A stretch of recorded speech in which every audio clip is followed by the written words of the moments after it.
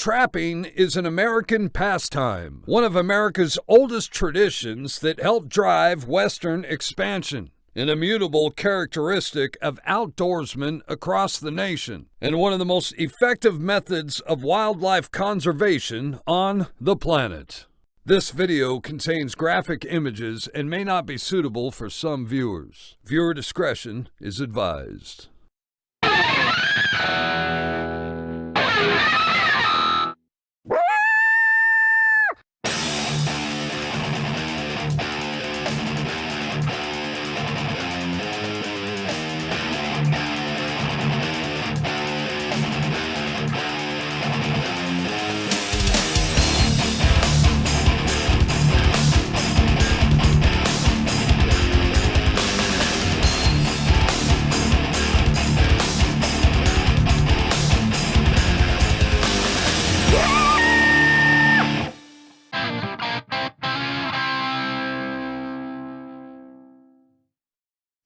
Howdy folks, welcome back to Dominion Predator Controls Down the Line. On today's episode, we're going to do something a little bit different. I'm going to show you the totality of all the water trapping that I did in one episode. And because I didn't have the right camera setups, I don't really have any videos of me setting many of these traps. But you're going to get to see the results of my catches, and let's get at it. Well, this has been a good day so far. Had one coyote this morning on the fur line. And you can see that big lodge behind me. I came and set a new job yesterday and had 4 beaver this morning. So you can see 2 here that I pulled off this lodge. There's 2 more on the other side of the pond by the buggy. I decided to come here and take care of this first. If I was going to get wet, might as well get wet while I was doing this and not be wet the whole way over. But anyway, here we are. 2 beaver. One definitely a full adult. The other one looking like it might be 1.5 years old. Can't tell for sure, I guess, but tail's a lot smaller. Body's a lot smaller. It looks like it was born 2021. It still hadn't split off from the group. So the hut there, as I show you, is had a lot of damage, and they say that this hut hadn't really been here until recently. So the beaver have been hard at work, and this is about a 4 to 5 acre pond, 4.5 acre, I don't know, something like that. And over there on the far end, you can see my buggy. I've got 4 other traps on that side of the pond. 5 other traps on that side of the pond.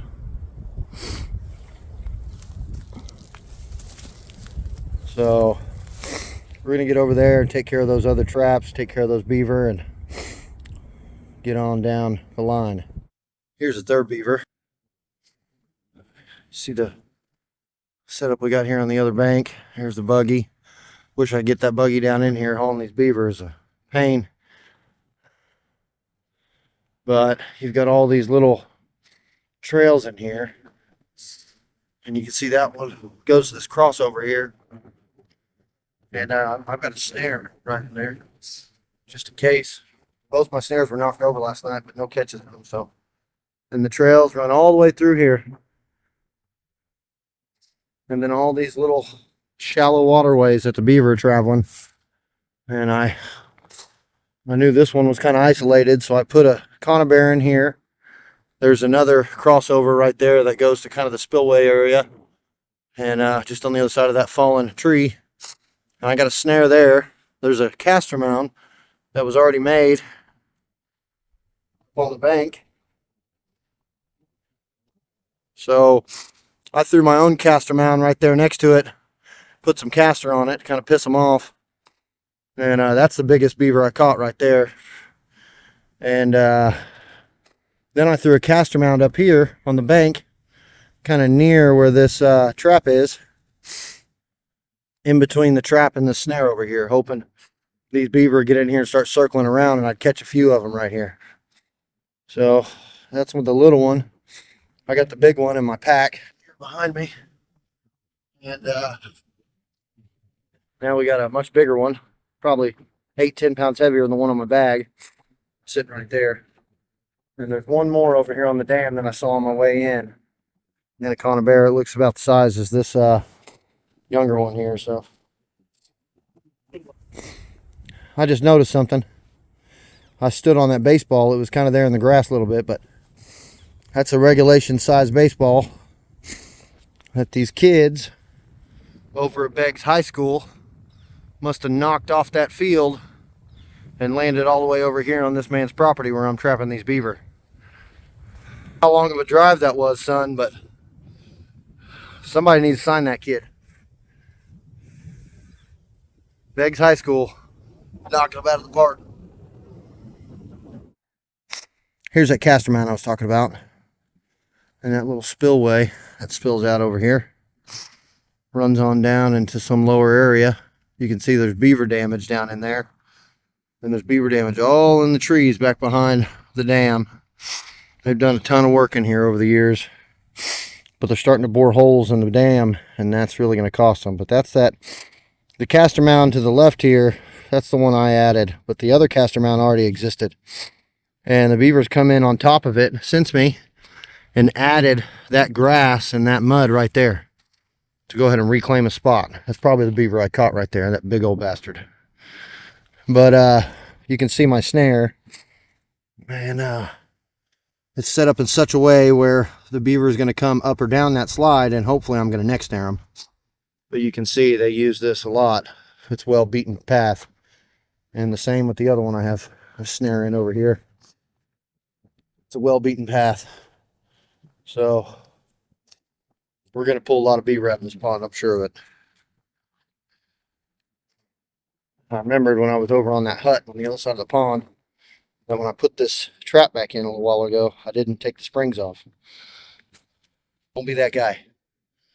Don't forget your spring safeties. Take your damn safeties off and make sure you catch the beaver. Worst thing ever is finding a trap snapped that didn't close because the springs didn't go off. And now your beaver knows all about that trap. You want that the first time the beaver learn about that trap, you want it to die in that trap so it's over with. I got a prime example to give you an idea of some of the damage that a beaver can cause.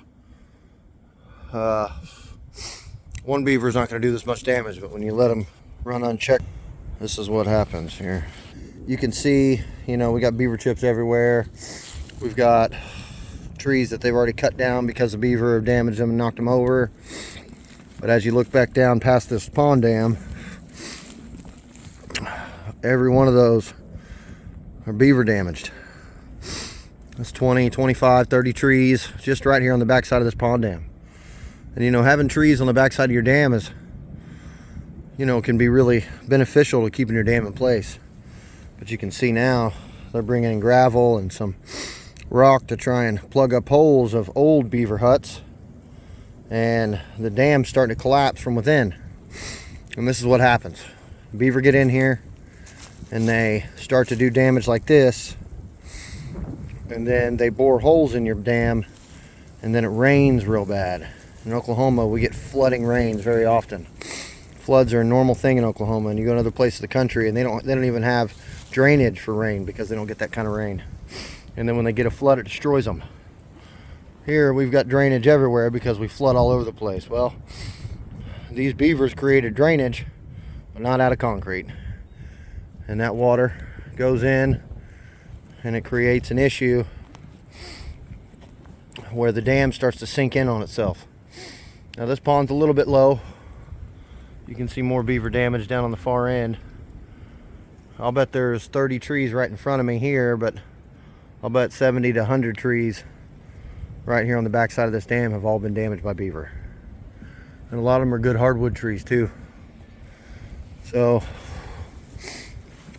make sure once you start recognizing beaver are living in your pond that you do something about it. There are places beaver can be where they're not going to destroy your man-made ponds that cost you money. And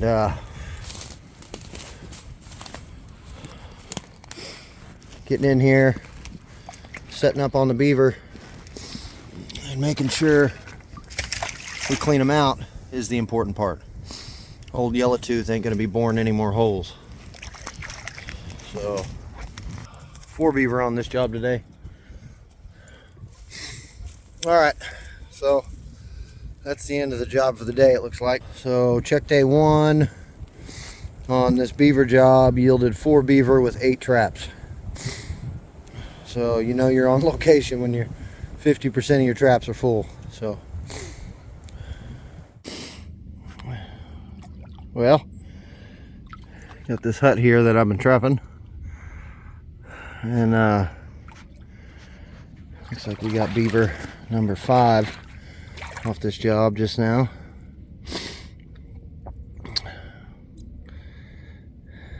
Gonna have to get this beaver out of here, reset this trap, and get it back down in this hole. This run has been good. 2 beaver 2 nights. So I had another trap flipped off on the other side of the pond that had some fresh chewed beaver sticks in it, so I set it in a spot and a beaver thwarted me. Hopefully I can catch that beaver and he doesn't get away from me completely. I got 8 sets in here. Yesterday we had 4 beaver in those 8 sets. Today we've got 1 flipped off trap and 1 beaver, so it works. Pretty good day so far. Already had 2 cats and a coyote on the fur line. Really, I'm not fur trapping coyotes anymore. I'm just nuisance trapping them, but good day. Get this beaver yanked out of here and we'll take a look at it and see how big it is. Well, here we are. Not too big of a beaver. Same size as 2 of the ones I caught yesterday. I think they're last year's pups, but I could be wrong. I haven't caught any of this year's pups since the spring, late summer or early summer. So I don't really know. Can't judge on the size just yet. But that thing was all the way in that 330 suitcase.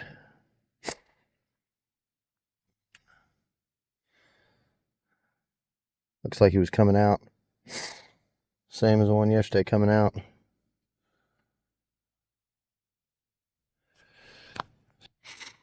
Get this trap placed back in this run. And get over there and fix that other one that's got sticks in it. And hell, we'll keep recording this job until we get the whole thing knocked out and see how long it lasts. See how many beaver we actually pull out of it. Pulled 5 out of it in 2 nights, so. And there's definitely more in here. I don't know if there's one family group. I feel like there's 2 based off the amount of banked ends and huts I got and the damage I got and those back trails over there. So we'll see. Till then, Dominion out. Well, in here, Dominion. We had 1 beaver on this job today. See this big job behind me? Almost 5-acre pond. And I've got banked ends here, which I just pulled this beaver out of. That's the 2nd beaver I pulled out of that hole. And then I've got an entrance to the banked end there where I have another trap. And we got apparently another banked in here that I didn't discover until, well, the 2nd day, the first check day. There's a run there and there's a run there, and they're really deep. So I plan to set those. There's another run over there.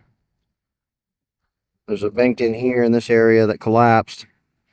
So they're not using it, but there's a bunch of sticks in there because they're sitting there eating. And just on the other side, about 20 yards, there's another banked in, and it's got pretty well beaten down runs in it. I've got 1 trap over there, but I think it's kind of misplaced. It hadn't gone off yet. Back in here in this shallow area, there's a bunch of shallow water runs that were in there from whenever the water was higher, because the water's kind of low right now. So I've got some conibears and snares over there, and then we've got that hut on the other side, way out there, that I've got 3 conibears on. We got this 1 beaver today. So that's beaver number 6 for this job. I'm gonna put in a couple sets now, and then a couple days from now I got a couple days off and set real heavy in here.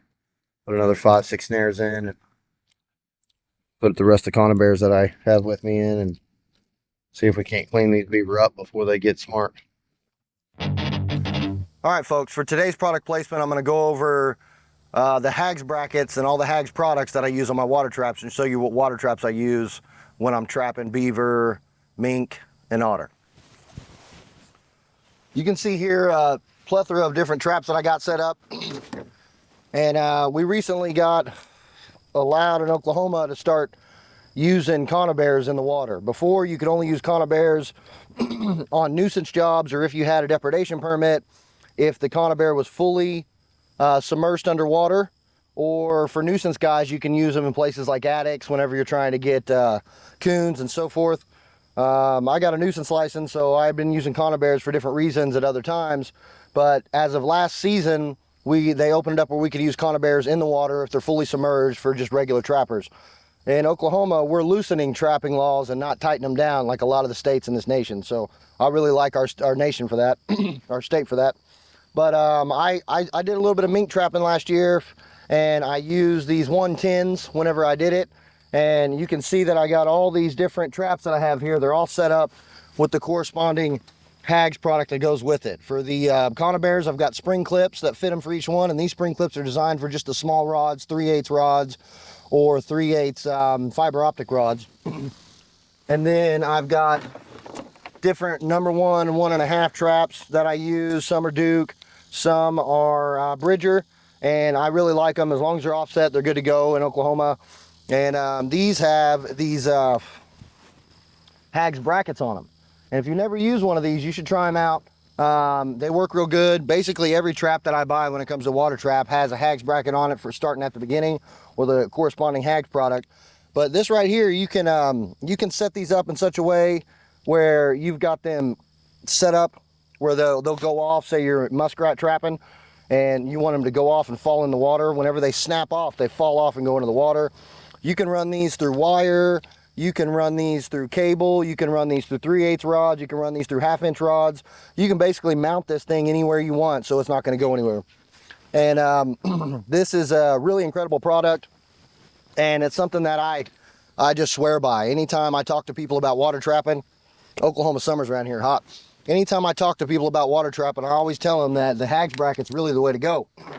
Same thing with all of my conibears that I have. I've got these spring clips set up on here in such a way where I can set them up where I've got 2 down on a 5-foot rod down inside of a deep run, or just 1 at the very bottom of the rod down in a deep run. You can set them up where both springs are on the rod, or you can set up where 1 spring's on the rod, however you got to do it to get that trap down in that hole. Those Hagz spring clips are going to help you get to it.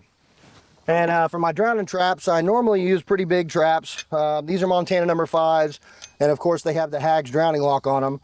But I prefer the KO Beaver Extremes, and I really like this trap. This trap has done me wonders. Kindle's been great. Last season I was in a pinch and I needed a dozen traps real quick because I had a big job that I was doing. We ended up taking 53 beaver off that job.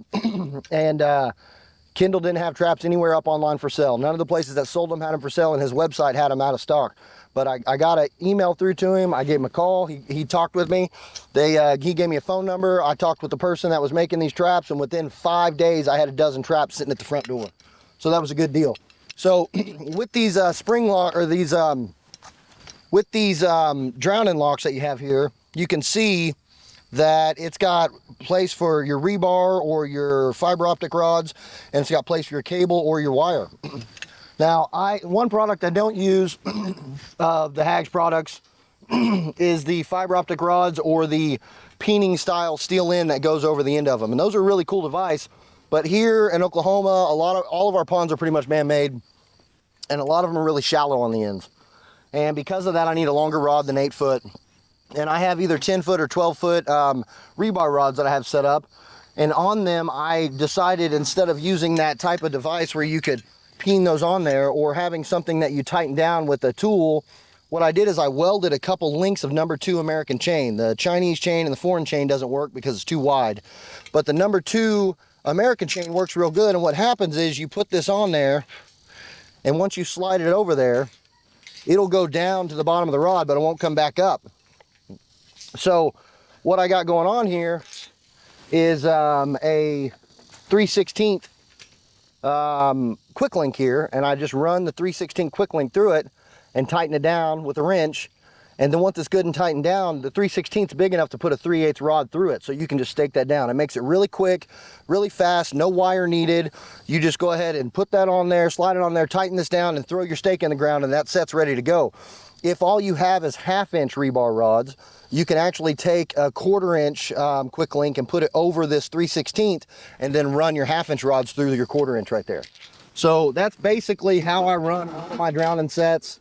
That's also, you know, how I run all of my water sets. Every water set I have has some of Hagz products on it, and they're great product. I swear by them, everybody I talk to, like I said.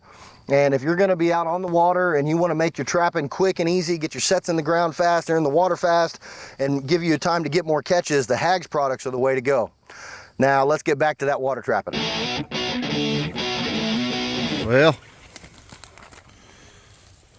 I had one beaver trap out because I haven't had time to set this place with all the rain coming. And we got one beaver. Looks like a pretty good one too. Got him by the neck. Got pretty cold last night, you can tell by the frozen hair sticking out. And so it's a pretty good pond. There's a lot of beaver sign around here, but most of it's back here on the dam. It's pretty shallow, so it's not really good for setting drowners. I'm gonna have to use some conibears and snares to pull this guy's beaver out. But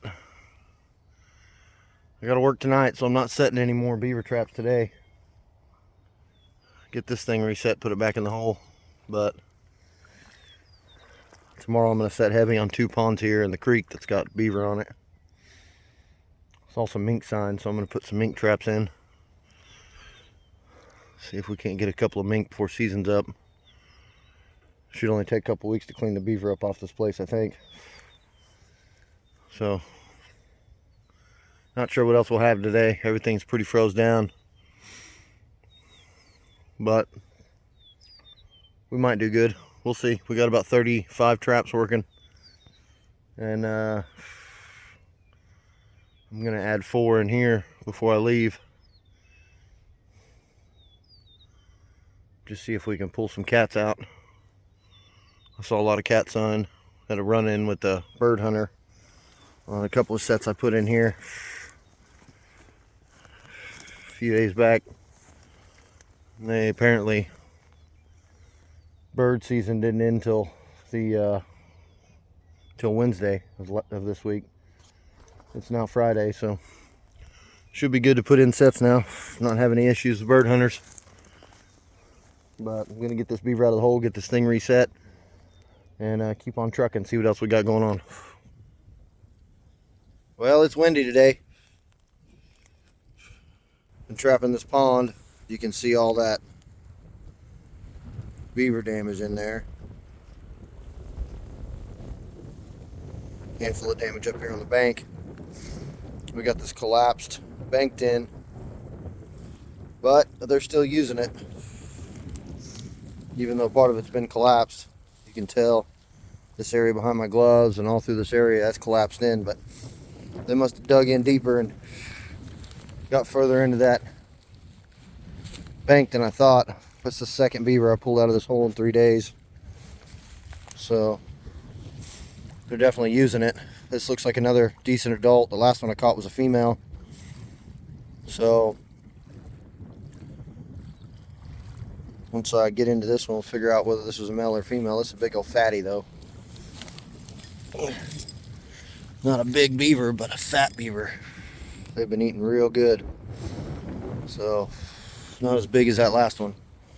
Maybe a little longer. The heads are huge on these two beaver. Big heads on these beaver. Checked a handful of coyote traps and already put a couple in.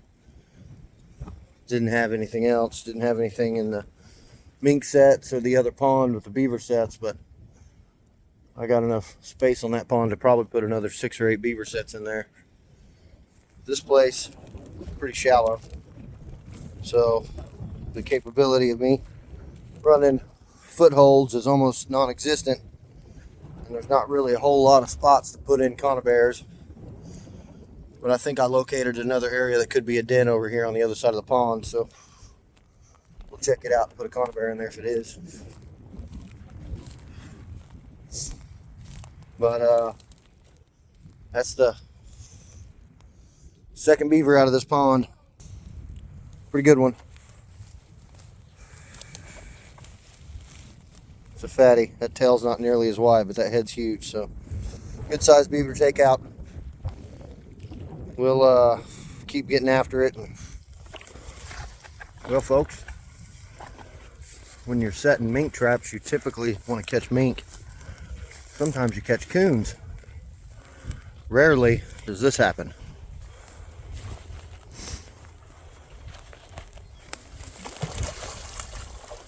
Rarely do you have a beaver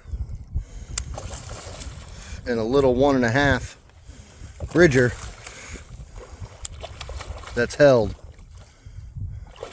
by a mink trap. So I'm gonna have to take care of this animal quickly before it gets out. So interesting day. Good start to the morning. We'll get back at you if we get anything else. Well, now we're talking.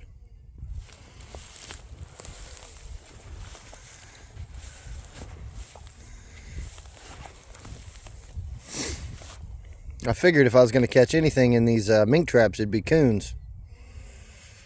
Not beaver, but here's a coon. Looks like he got into both sets too. I had 2 sets in there on the same stake at 2 different holes. So, looks like he made his way into both. I got another bottom edge set over here. That's a den. Doesn't look like it snapped off.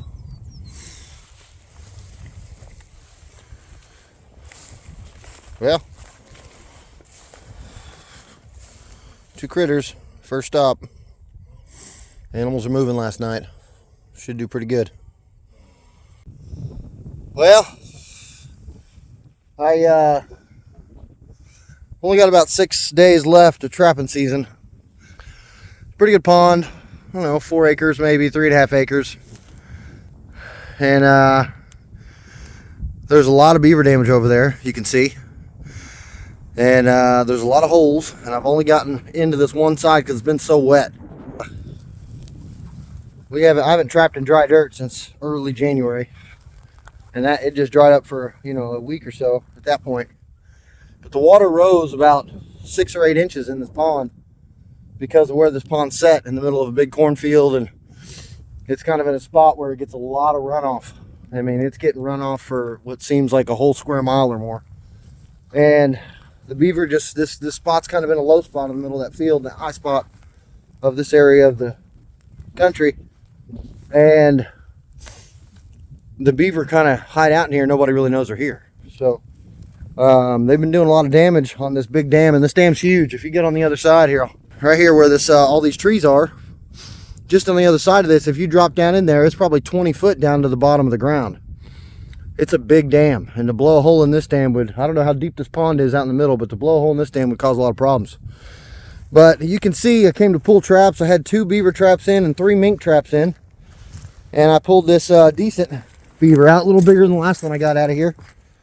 And I had 2 traps that were empty. This one was empty, and I pulled it out. And then I had this little mink set here empty. Pulled it out. One of them had a bass in it, but my last mink set had a nice little mink in it. And that's only the second mink I've ever caught in my life. I knew a bottom edge set would work real good, and they just changed the rules this year where we can use conibears if they're completely submerged in water.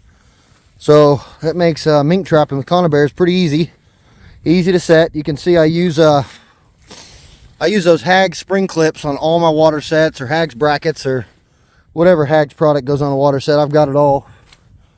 And I use these snow fence stakes that you can buy just at any farm and ranch store. And if you know there's mink here, I saw a really good mink sign in here. You know, mink don't leave a lot of sign left over, especially in Oklahoma. It's hard to find coyote sign in some places in Oklahoma because of the type of dirt we got.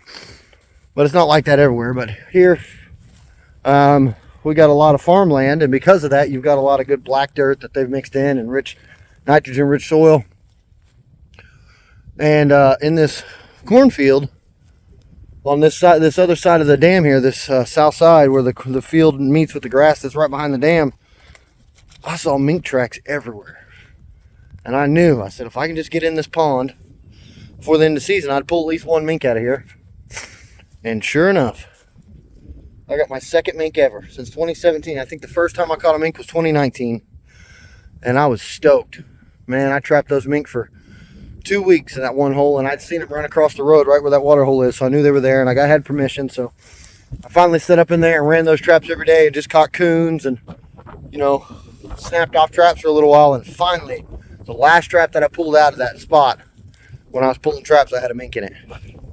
And then just now, the last trap I pulled out of this spot had a mink in it. So kind of regret pulling some of the other ones. I'll go stuff them back in there. But good thing about this setup here is you can set it up real easy. Set that trap, put it the depth you want it, push it down into the ground, and then put you a little bit of grass over the top of it or whatever, just to give them a little, you know, the little bridge over the metal, kind of like a dive stick you would when you're setting for beaver, but with grass. And the mink just run that bottom edge right there, and they're on the edge of it all the time, and you're gonna get them. You're gonna catch them. And we might not have a ton of mink in the area, but from what I hear around here, there's a lot of mink. But where I was trapping originally in West Oklahoma City, there was barely any mink. Old guys will tell you stories of, you know, mink coming up and eating the bait out of their minnow buckets, or trying to take the bait from them while they're fishing over there on the lake on the west side of Oklahoma City. And that was years ago, you know, 70s and 80s. There was mink everywhere, and now there's very little. And I don't know what to attribute that to, whether it was a mass die-off or whether they had predators, natural predators come in and eat them up. But minks are little predators themselves, and that's a pretty good one. That's a real good little mink. So I'm happy about it. Anyway, one beaver, one bass, one mink, and I had 5 traps out. So let's see what the other traps had to do. Maybe I got a cat or two. Well, folks, I'm up on this second pond I got on this property, and I only had 3 beaver traps out during that rain. It's been real wet before that, and I was having a hard time getting around the pond. I didn't want to spend a whole bunch of time going over there and getting stuck and having to winch myself out. But even with all that rain we had, the ground's actually looking pretty good, because we had a really high wind day yesterday afternoon. We had about 8 hours of rain, and we got a ton of rain. I don't know how much it was, but it was a lot. And then that afternoon, yesterday afternoon, it was just sunny and 20-25 mile an hour winds all day. So the ground's pretty hard. It froze last night, so I was able to get in and out without any issues. A lot better than I thought I was going to have. But this pond here is so full I can't walk on the inside of the dam anymore.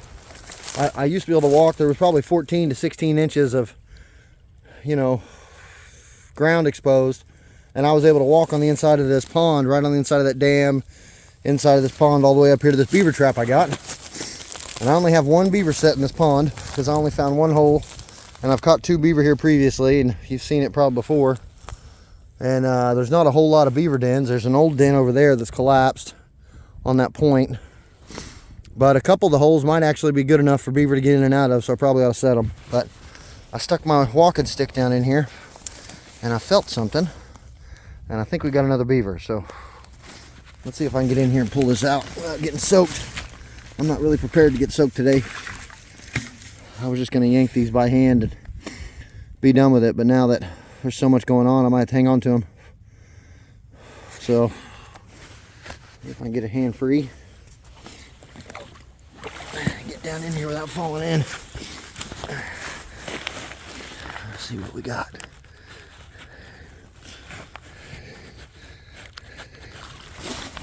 Well, maybe not. Maybe I gotta go swimming.